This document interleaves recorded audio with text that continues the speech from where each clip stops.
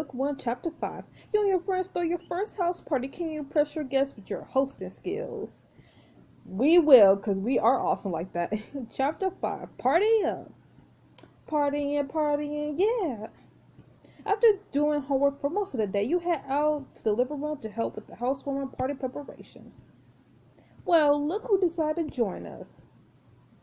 Sorry, I had an essay to finish, but I'm ready to go. What's left to do? Oh, I don't know, only everything. Behind her, Zach makes a face. Becca's completely overreacting as usual. I think we're almost done. You think I'm overreacting? I'll show you overreacting, you little shit. Becca, can you calm down, please? You're all bark and no bite. I really want to say that, but I don't want to piss her off more. Maybe apologize to Zach.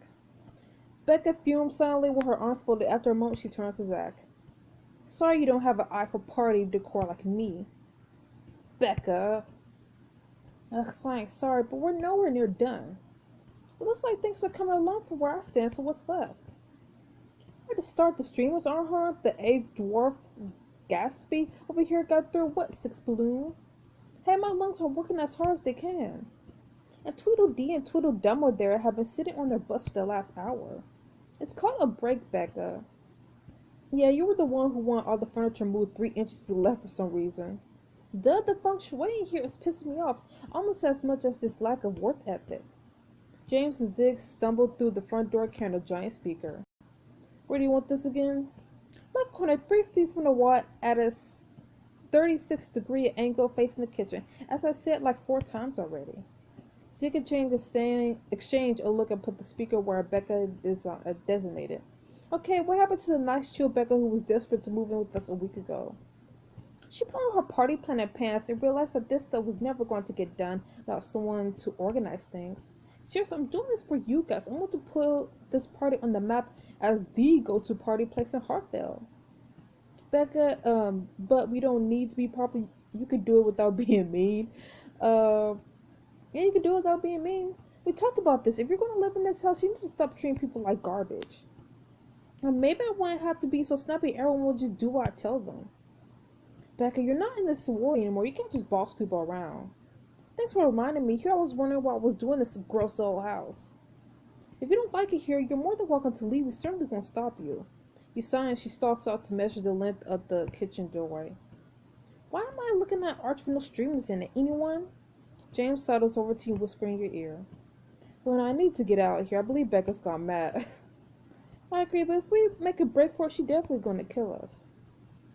How do we not have any cups? We're on it. Before you can say anything, James grabs your arm and pulls you towards the door. And pick up some ice, too. Will do. Jeez, it's like Godzilla, Bridezilla. You walk hand in hand through the streets of downtown Hartfeld with James, enjoying the peacefulness of his company. You almost forgot how calm things could be when you're in the presence of Becca at her most rambunctious.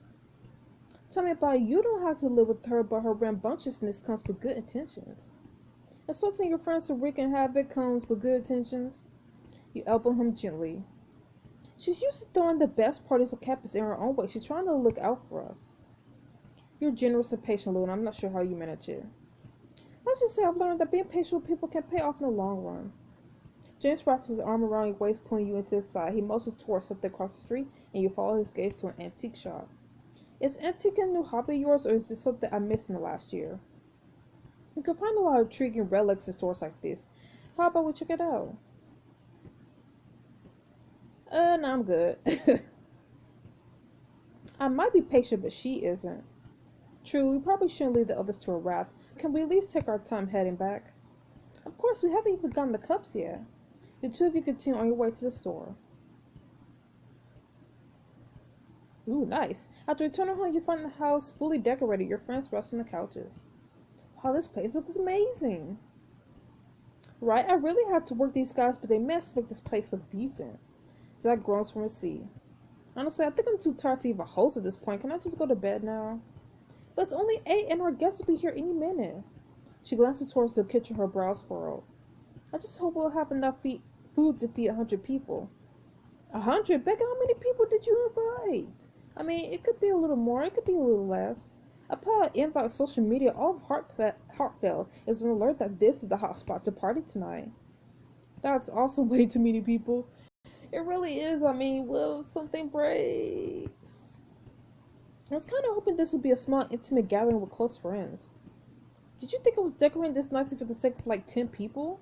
A big old house like this is just begging for a full-scale bash. And who's going to be cleaning up afterwards? You. Well, I guess the cat's out of the bag at this point. We might as well do our best to be good hosts. Becca looks at you up and down sighs. But you can't possibly think of hosting this party in those rags you're wearing. Hey, I like my attire. Hey, I like this outfit. Exactly. It's cute for day-to-day stuff, but this is a big event. You have to get dressed up as something special. No. This is about the reputation of our house. Ah, yes, because the right outfit will convince everyone they were the coolest, most stylish people at Hartfeld, right? Are you being sarcastic? This is serious. Hey, there's no harm in getting a little dressed up. Come on, it's a party. Besides, Luna, you always have the cutest clothes. Just take a look through your closet, okay? For my sake, come on, I hope you pick something out. You smile and roll your eyes at her, then head to your room. I'm not going to wear anything. I'm not. Becca rules through your closet while you sit on the edge of your bed. Okay, let's see what you got. Dressing up for parties will increase your reputation as a hostess. Don't care. Some parties will have a theme for you to match in order to earn your reputation. Don't care. There's no theme for this party, but different people react to certain styles you wear. Still don't care. There, what do you think about one of these? Becca brings an armload of clothes over to the bed and lays them out next to you. This looks comfy. Smells like school spirit. Show your enthusiasm for the heartfelt nice in this warm yet stylish weather. Sheer bliss. Stay cool, calm, and cute, whether you're walking to class or running into a stage dive. Pearls just want to have fun. Channel your inner socialite and put the art back and party with the sophisticated look. Trailblazer. Break the scoop and look good doing it. This drop dapper blazer will pep up any wardrobe. Nah, I'm good. I don't know. I'm not really feeling any of those looks. Fine, then why don't you look for something else? You open your closet and peer inside. I mean, honestly, I don't have anything, so I'm good. It's no showstopper, but it'll have to do. Right, then let's see what the others think. You saunter back to the living room and your friends turn to look at you as you enter. So, well, it's not Dior, but she doesn't look like a complete dumpster fire. Wow, that was almost a compliment. At this point, I'm convinced that Luna is, symphonous with radiant. Or synonym, something like that. You give him a quick kiss. Suddenly the doorbell rings. Sounds like the first of the guests are here. Let's party like it's 1995. Within an hour, the party's in full swing and everyone's talking, laughing. You chat with Zach, Tyler, and Abby. I can't believe so many people show up tonight. It feels like half a Hartfeld is here. You certainly got the space for it.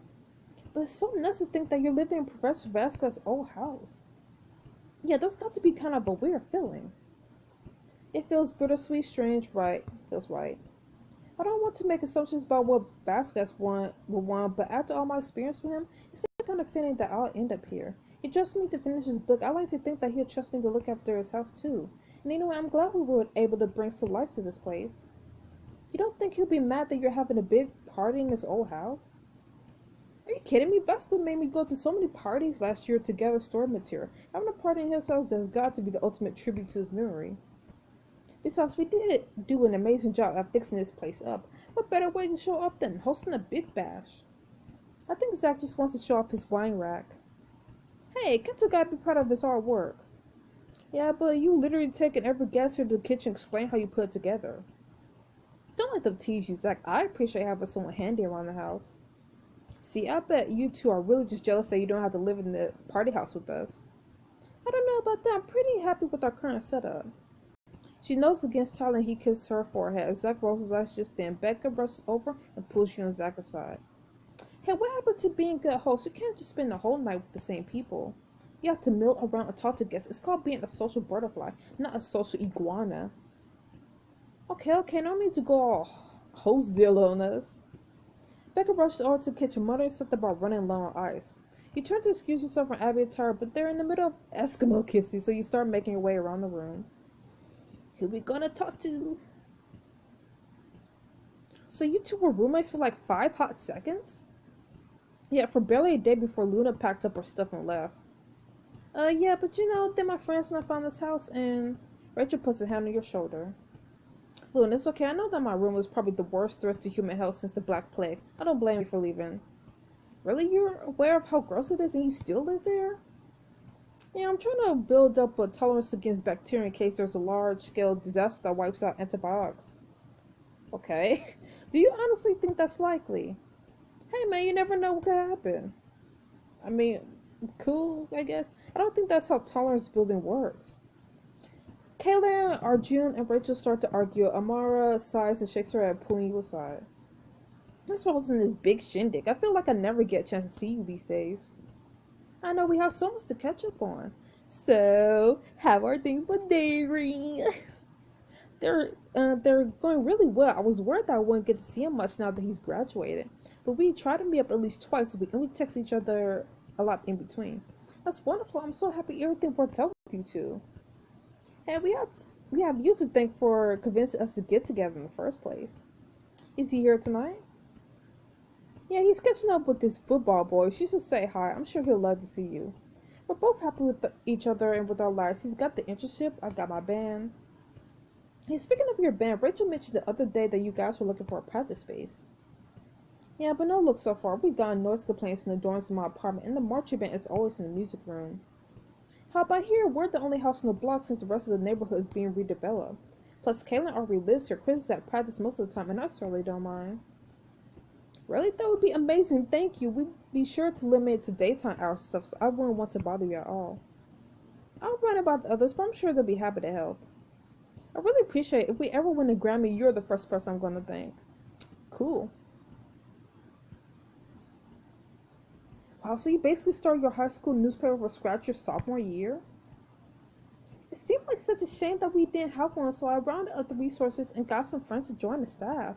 By the time I graduated, the paper had really taken off. We even uncovered a budgeting error when we were doing a piece on school funding. It's incredible. I have a feeling I'm not going to regret enlisting you for the nightly news. I'm just happy to be part of the team. I'm looking forward to working with both of you. The feeling is mutual. I think we all learn a lot from each other. Ah, ladies, looks like your cups are empty. Can I get you both another drink for the kitchen? Yes, please. Thanks, James. He takes your cups and works his way through the crowd towards the kitchen, leaving you alone with Raina.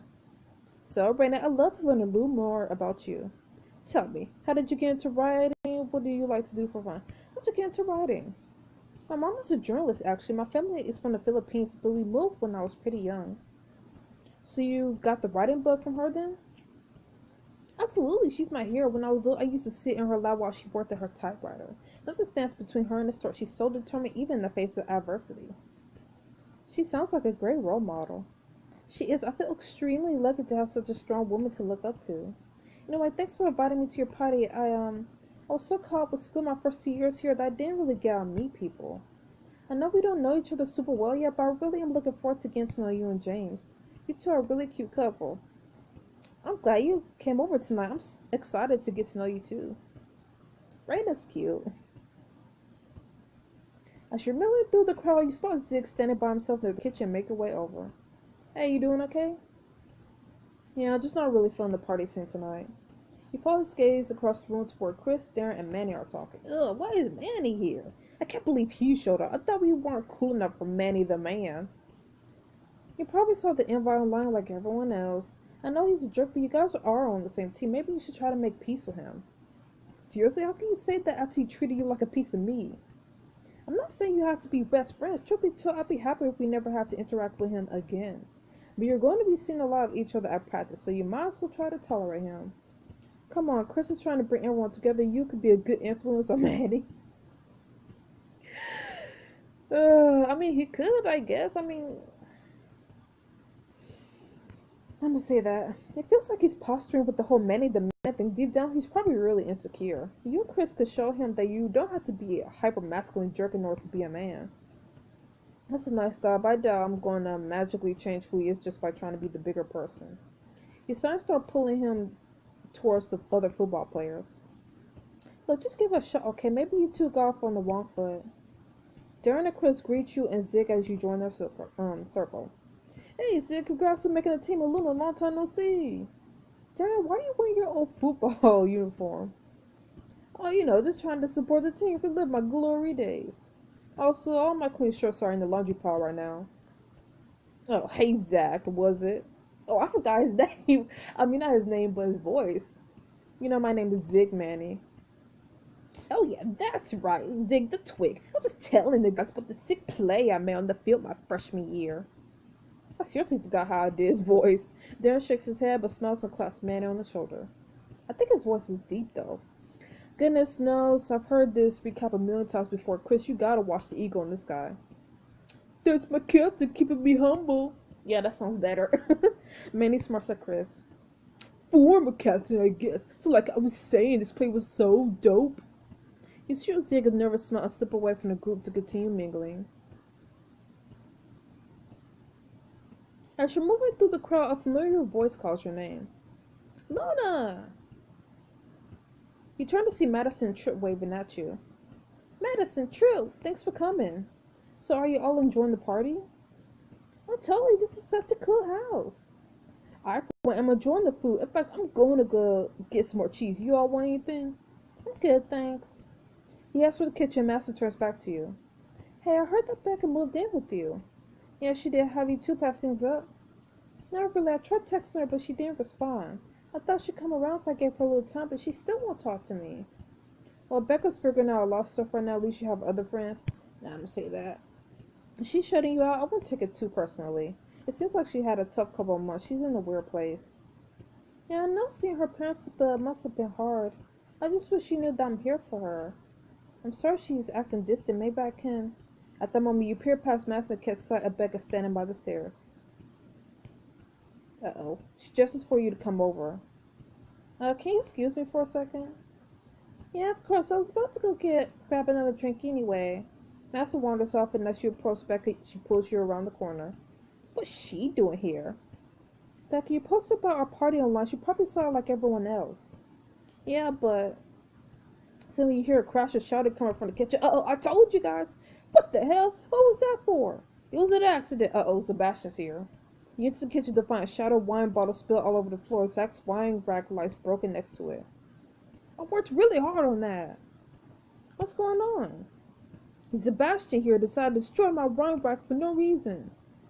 I did not decide to break your little arts and crafts project. I was trying to add a bottle of wine as a heartwarming gift, but someone bumped into me and, well, everything kind of went flying, so I grabbed the wine rack to break my fall. It's a shame, really. Why would you do that?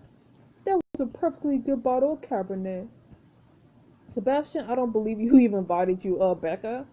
I don't believe you. You're always stirring up trouble, trying to mess with us. I won't put it past you to start attacking our house, too. A breaking wine as a housewarming gift, at least try to come up with a more believable lie. It's the truth, damn it. But I guess I shouldn't have expected ingrates like you to appreciate the gesture. The rest of your friends gather in the doorway, drowned by the commotion. I hope that maybe just once we could have some kind of civil interaction. I should have known better. You're all as spiteful, accusatory, and insolent as ever. Oh, we're the bad guys here? You're the one who came into our home and started breaking our stuff. You've got about 10 seconds to leave before we kick you out ourselves. Well, let's all just take a moment to calm down. Oh, I don't need a moment. I can see that I'll stay my welcome. Not that I want to stay in this hovel a minute longer. He pushes past you and makes for the front door. See ya, don't want to be ya. As he begins to exit, he turns back to where everyone has gathered to watch him leave. You're all going to regret treating me like this. Mark my words. He blusters out, slamming the door behind the partygoers stand in silence. Mark my words, what is he, a movie villain? This was really not how I want our first party of the year to go down. You don't think he's actually going to try something bad, do you? I think he's all told we should... Yeah. I think about it, he's lashed out at us in the past. Yeah, maybe he's finally hit his breaking point. Come on, it's not like he's going to burn our house down. That's a step too far even for Sebastian. Guys, what if he was telling the truth? What if he actually came here trying to be friendly for once? If that's the case, he has a funny way of showing it. Well, who knows, if I could change my stripes, maybe he can too. You all lay outside and rub your forehead. Your friends return to the party and James approaches you. Hey, I hate to bring this up now, but don't forget that your first nightly news piece is due tomorrow. No time to worry about Sebastian. How will your article go over? Find out in the next chapter of the Sophomore. Oh my goodness, a lot has happened. And Sebastian, why? I mean, part of me doesn't really believe that he was trying to be nice, but then another part is kind of like, well, maybe he was, just like how Becca is trying to turn, you know, her attitude around. Maybe Sebastian too. I don't know, but I guess we'll see next time if Sebastian's really gonna come after us with revenge and all that scary stuff. So I'll see you guys next time for the next chapter of the Sophomore. Stay frosty. Bye bye.